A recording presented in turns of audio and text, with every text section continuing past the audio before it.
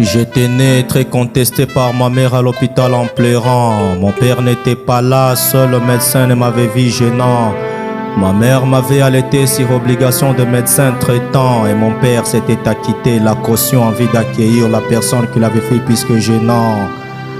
Ils ont dépensé leurs fonds, mon père et ma mère ont travaillé durement, ils ont profité de mon inconscience pour m'habituer à leurs habitudes plus ou moins promptement. Ils m'ont mis durant un âge chaque nuit à leur milieu.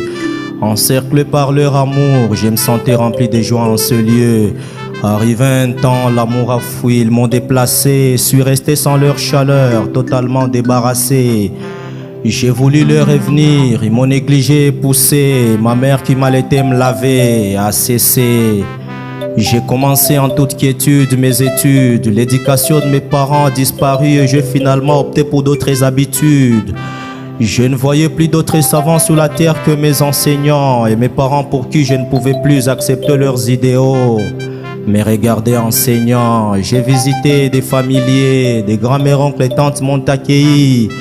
Ils ont supporté mes caprices pour un temps et par après ils se sont affaiblis. Les bons et les mauvais moments ont produit chez moi une certaine capacité de sens. Ma bouche a autrefois balbutié, mes jambes n'ont pas marché dans les champs des chances. Mes frères et sœurs, je n'ai pas vécu avec eux longtemps, mais à chaque fois des blessures à mon égard, ils les faisaient en amusement. Je fuyais parfois chez moi pour me réfugier quelque part, pour voir sur les questions liées à la fratricide seront en retard. Partout bras croisés, les problèmes n'ont pas fini. Les amis sur ma rue, je les ai croisés, certains mon image l'ont terni.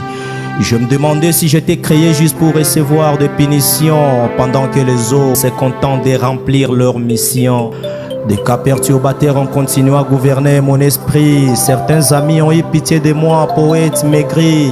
Ils m'ont placé dans le berceau de bonheur et de justice pour le repos de mon esprit et l'apaisement de ma tristesse. Jésus qui m'a accueilli sur l'arbre épineux. J'y étais des années entouré des insectes qui ne cessaient de m'espionner. Longtemps il me piquait, les blessures je les avais, mais Jésus le docteur les a lavées. Il est vrai qu'il est le créateur de mon souffle et de mon corps. C'est Dieu connaît mon côté faible et fort.